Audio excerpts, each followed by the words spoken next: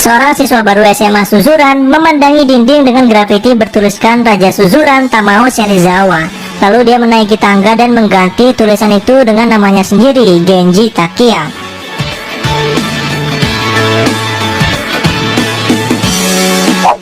Sekolah ini merupakan SMA khusus berandalan yang berada di kota Towarushi, Jepang. Saking seringnya buat ulah, banyak yang menjuluki murid Suzuran dengan istilah gagak yang terkadang diartikan sebagai pembawa sial.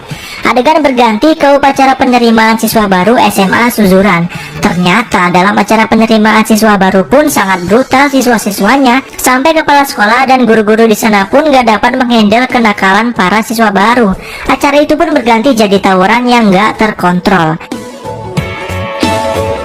Di tengah-tengah kegaduhan, tawuran terhenti karena sekelompok Yakuza datang ke tempat itu mencari siswa bernama Serizawa. Karena Serizawa menghajar salah satu anggota Yakuza itu. Tapi yang muncul di sana malah Genji. Genji dengan santainya melewati para Yakuza.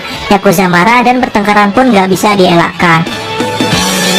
Serizawa datang dengan motornya yang remnya blong, menyaksikan duel Genji versus Yakuza. Inilah pertemuan pertama Genji dan Serizawa. Gak berapa lama datang segerombolan polisi menjemput Serizawa karena sebelumnya Serizawa itu suka sekali nyari masalah sama polisi. Ini menandakan kalau Serizawa itu sosok yang kuat ya, sampai polisi aja kewalahan sama kenakalannya. Sebelum masuk mobil polisi, Serizawa dan Genji saling memandang. Apakah ini awal dari rival antara mereka berdua?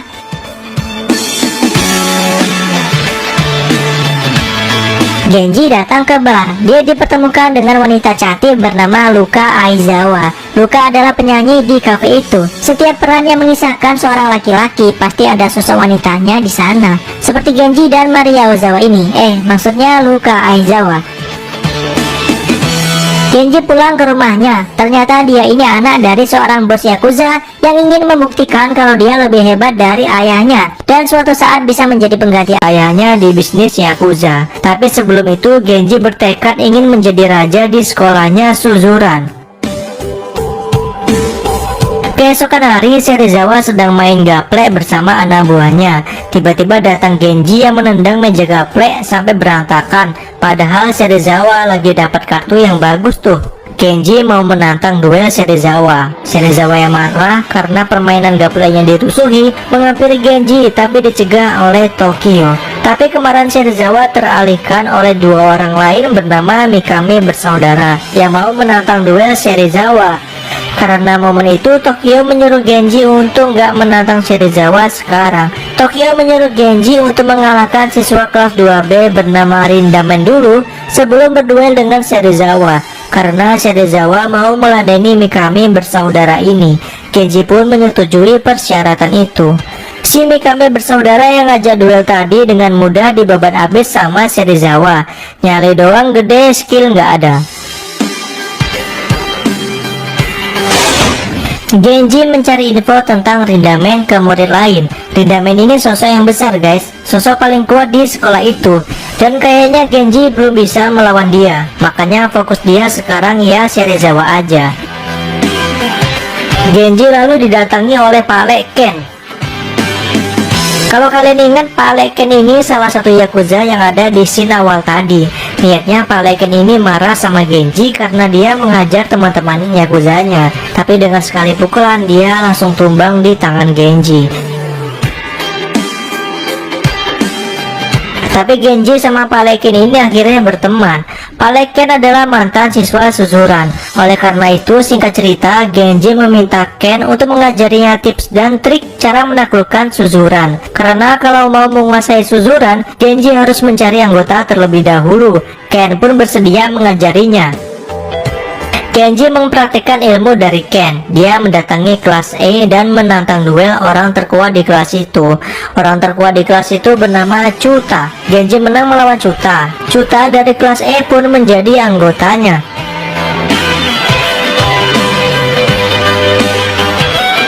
Chuta yang bergabung dengan Genji adalah langkah awal Genji untuk berkuasa di Suzuran. Dia harus mencari anggota lain. Oleh karena itu, Chuta yang berpengalaman menceritakan struktur kekuatan di Suzuran. Di Suzuran ada Hideto Bando yang menjadi ketua dari geng Amoret Front. Dia pindah ke Suzuran sebagai siswa kelas 2. Di kelas 1 ada trio Ebizuka yang sangat kuat. Ada juga Rindame di kelas 2 yang hanya menjadi pengamat perang di Suzuran. Dan sang monster Tamao Serizawa, orang terdekat yang akan menguasai Suzuran. Dan Serizawa inilah tujuan akhir dari Genji.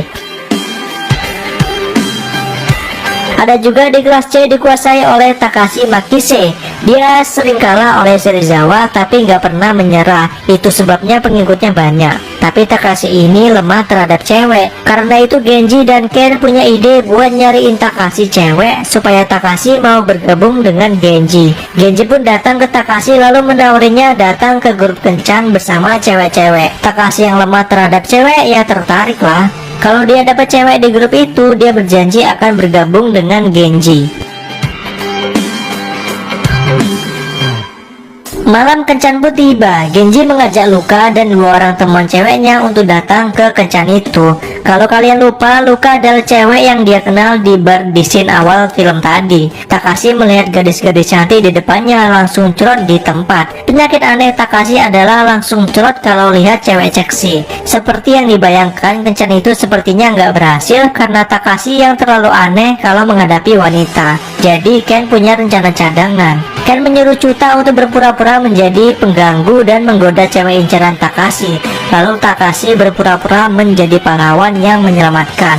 Tapi tanpa diduga, Luka mengambil garpu lalu menusuk Chuta. Padahal Chuta hanya berpura-pura. Karena insiden itu rencana mereka jadi ketahuan. Luka dan teman-temannya pun marah lalu pergi dari tempat itu. Rencana Genji dan kawan-kawan gagal total. Genji malah sampai nangis karena dimarahin sama Luka. Dipukul sampai babak belur biasa aja. Ini dimarahin cewek malah nangis. Karena menawari Takashi untuk datang ke pijat plus-plus. Mendengar itu Takashi cerot lagi di celana. Karena sering cerot dan celananya jadi sempit, mereka pun membeli celana baru yang lebih besar supaya nggak sempit lagi. Tapi momen-momen itu membuat mereka tertawa. Karena hari yang seru di malam itu, Takashi pun bersedia menyerahkan kelas C dibawa ke pemimpinan Genji.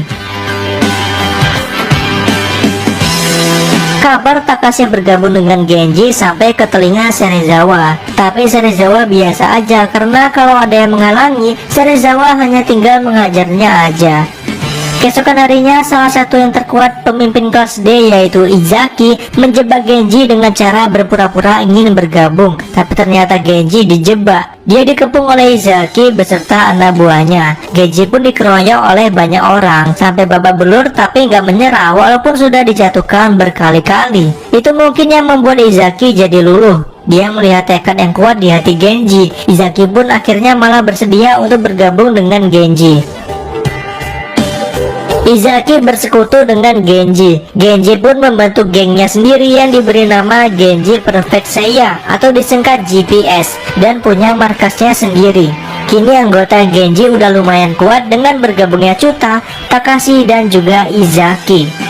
Serizawa yang melihat itu nggak bisa lagi meremehkan Genji dan kawan-kawan. Serizawa harus lebih waspada. Tapi Yuji yang merupakan anak buah Serizawa diam-diam tanpa sepengetahuan Serizawa mendatangi Izaki dengan anggota yang banyak dan mengeroyoknya.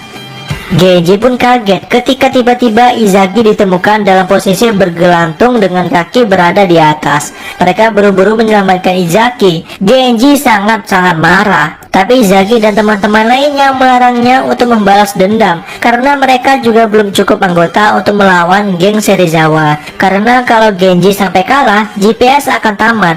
Oleh karena itu Genji harus punya banyak anggota dulu sebelum melawan Serizawa. Malam harinya mereka minum di sebuah kafe. Gak berapa lama kemudian Serizawa dan Tokyo kebetulan juga datang ke kafe itu. Melihat itu Genji marah terhadap Tokyo dan menantang Serizawa duel di luar karena dia udah mengajar Izaki. Serizawa bingung dong dengan perkataan Genji karena dia gak merasa mengajar Izaki. Gak berapa lama penyakit Tokyo kumat dan dia pun pingsan. Ternyata Tokyo ini punya penyakit otak dan harus dioperasi. Tapi peluang operasinya berhasil hanya 30% aja. Serizawa yang merupakan sahabatnya ini pun agak sedih-sedih gimana gitu melihat keadaan Tokyo sekarang. Genji merasa marah karena nggak bisa bertarung dengan Serizawa karena kekurangan anggota. Dia lalu datang ke kelas-kelas dan mengajar semua orang secara membabi buta supaya bisa merekrutnya. Tapi Takashi mencegah Genji dan mengatakan kalau bukan seperti itu cara merekrut anggota. Tapi Genji nggak menghiraukan. Sampai puncaknya Takashi mengancam akan keluar dari GPS apabila Genji masih semena-mena seperti ini. Karena perekrutan anggota tentu ada aturannya, bukan semena-mena mengajar orang. Genji menyesali perbuatannya lalu curhat ke Pak Leken. Tapi Pak Leken terus memberinya semangat dan menyuruh Genji untuk terus berusaha menggapai mimpinya menguasai Suzuran. Di sini Genji menceritakan kalau dia adalah anak dari bos Yakuza, klan Ryuseikai. Pak Leken pun kaget karena ayahnya Genji ini ternyata adalah musuh dari bosnya Pak Leken. Dan bener aja, Pak Leken dipanggil oleh bosnya. Bosnya menegur Ken yang sering nongkrong dengan anak Suzuran dan menyuruh Ken untuk membunuh Genji dengan pistol yang dia berikan. Pak Leken hanya bisa terdiam. Pak Leken lalu datang ke bapaknya Genji untuk memperingatkan kalau bosnya berniat untuk membunuh Genji. Tapi bapaknya Genji ini malah santai-santai aja. Pak Leken lalu memberikan sepucuk surat untuk dititipkan kepada Genji.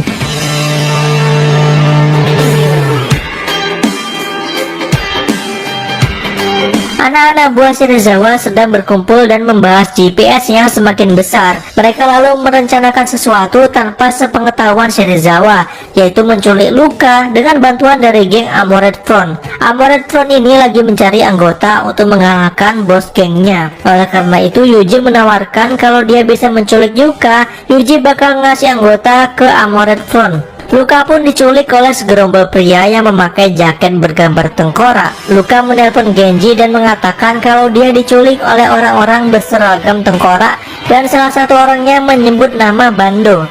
Genji sadar kalau Bando adalah pemimpin dari geng Amored Front. Dia lalu bergegas menemui Amored Front bersama anggotanya untuk membebaskan Luka. Perkelahian pun terjadi antara keduanya. Tapi setelah anggota Amored Front dihajar habis-habisan sama GPS, Genji sadar kalau di jaketnya nggak ada logo tengkorak. Genji salah sasaran guys, bukan Amored Front yang menculik Luka. Bando meminta pertanggungjawaban karena anak buahnya jadi target salah sasaran Genji dan gengnya. Bando meminta ganti rugi, yaitu dia menginginkan telinga Takashi untuk dipotong. Takashi menyetujui telinganya dipotong agar mereka impas. Tapi Genji melarangnya dan dia ingin dirinya sendiri ajalah yang memberi telinganya, nggak usah anggotanya. Ketika Genji akan memotong telinganya, Bando menghadang tangannya. Ternyata Bando meminta telinga cuma buat ngetes Genji aja. Bando lalu memberitahukan kalau Yuji menyuruh dia menculik wanita, tapi dia tidak mau. Oleh karena itu yang menculik Luka adalah Yuji, anggota dari Serizawa. Bando menyuruh Genji untuk bergegas menyelamatkan Luka. Genji bergegas menuju ke tempat Yuji. Ketika sampai, ada Serizawa di sana. Serizawa kaget ketika tahu kalau Yuji dan anggotanya merencanakan penculikan Luka tanpa sepengetahuan dirinya. Serizawa tidak suka dengan cara Yuji lalu menghajarnya. Karena kasus penculikan itu, Genji dan Serizawa memutuskan untuk melakukan perang keesokan harinya jam 5 pagi.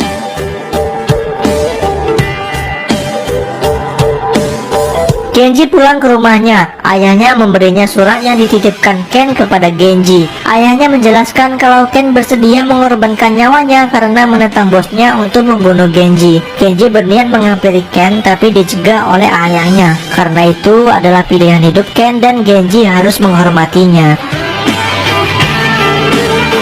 Pak Leken datang ke tempat bosnya lalu mengembalikan pistol yang dulu diberikan. Karena Ken gak sanggup mengemban tugasnya untuk membunuh Genji, Ken harus diberikan sanksi. Pergilah mereka ke pinggir danau. Ken akan dieksekusi di danau ini. Bos memberikannya jas untuk Ken pakai. Lalu Ken pun ditembak sampai jatuh ke danau. Tapi pada saat tenggelam, ternyata Ken masih sadar. Dia lalu bergegas untuk berenang kembali ke daratan. Ternyata jas yang diberikan bosnya tadi adalah jas anti peluru. Ken pun menangis dan berteriak berterima kasih kepada bosnya karena masih mau mengampuni kesalahannya. Hari peperangan pun tiba. Diselimuti hujan yang lebat, masing-masing dari mereka mulai berangkat ke lokasi perang yang telah ditentukan. Di hari peperangan Genji dan Serizawa ini, Tokyo juga harus menghadapi operasi otak. Serizawa dan anggotanya bertekad memenangkan peperangan ini untuk dipersembahkan kepada Tokyo. Di bawah hujan yang lebat ini, mereka bertarung. Walaupun jumlah anggota Genji lebih sedikit, Genji tetap mempunyai tekad yang kuat untuk mengalahkan Serizawa. Tapi nggak berjalan mulus. Di tengah jalan, kelompok Genji malah kalah. Gak berapa lama kemudian datang geng Amoret Front yang dipimpin oleh Bando ikut nimbrung di tawuran itu untuk mengalahkan Serizawa. Karena bantuan itu, sekarang anggota Genji pun berimbang dari segi jumlah. Singkat cerita, pertarungan menyisakan dua orang yang masih bertahan, yaitu Genji dan Serizawa. Mereka pun berduel 1 lawan 1. Dari duel yang sengit sampai berdarah-darah, Serizawa tumbang dan Genji yang masih mampu berdiri. Tapi walaupun Serizawa tumbang, dia mendapat kabar dari rumah sakit kalau Tokyo berhasil melewati operasinya dengan selamat. Ini berita yang bagus walaupun Serizawa kalah dalam pertarungan ini.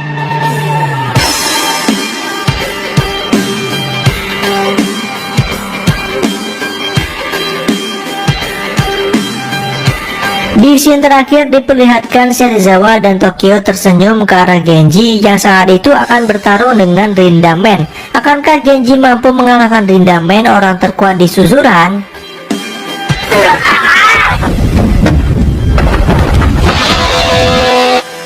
Tamat.